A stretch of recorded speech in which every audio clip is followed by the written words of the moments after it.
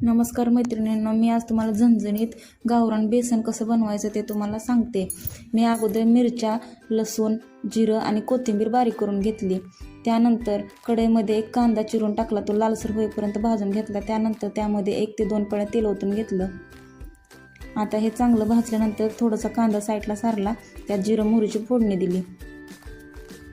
जिरं मोहरीची फोडणी देऊन घेतल्यानंतर थोडासा कढीपत्ता टाकून घ्यायचा। आता हे सगळं व्यवस्थित हलवून घ्यायचं। त्यानंतर आपण बारीक केलेला सगळा तो मसाला यात टाकून घ्यायचा। आता हे व्यवस्थित हलवून घ्यायचं आणि मिरची चांगली भाजून घ्यायची।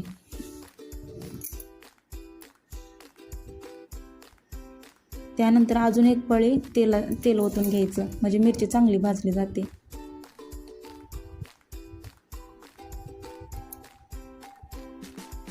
आता त्यातच थोडंसं बारीक केलेलं खोबरं टाकून घ्यायचं आणि थोडीशी 1 चम्मच हळद टाकून घ्यायची। आता हे सगळं मिश्रण मिक्स करून घ्यायचं।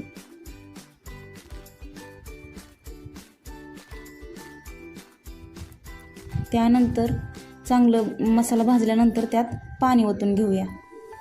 मसाला भाजलाय का अगोदर बघून घेऊया। बघा, छान भाजला गेला आणि वास पण छान येतोय मसाल्याचा। आता यात पाणी ओतून घेऊया।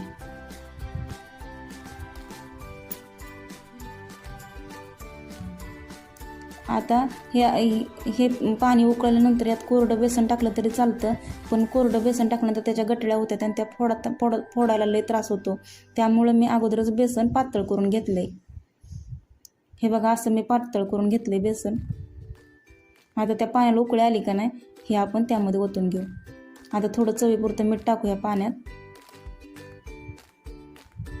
आणि ते पातळ केलेलं बेसन यात ओतून घेऊ। आता हे सगळं व्यवस्थित मिक्स करून घेऊ। सगळं हलवून घ्यायचं आणि 5 ते 7 मिनटं कमी गॅसवर चांगलं बेसन शिजू द्यायचं। वास तर इतका सुंदर सुटलाय।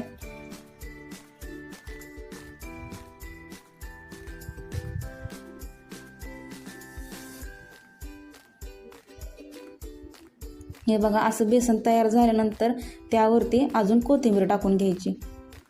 आता हे बेसन खाण्यासाठी तयार झालंय। आता हे बेसन आणि ज्वारीची किंवा बाजरीची भाकरी, कांदा, ककडी, टोमॅटो सोबत खाऊन घ्या। खायला खूप छान लागतं। गावरान पद्धतीने केलेलं बेसन आहे। असं तुम्ही पण करून बघा, खाऊन बघा आणि रेसिपी आवडली असल्यास कमेंट करून सांगा कशी वाटते ते। आणि चॅनल सबस्क्राईब नसेल केलं तर अजून सबस्क्राईब करून घ्या। लाईक करा, कमेंट करा। भेटू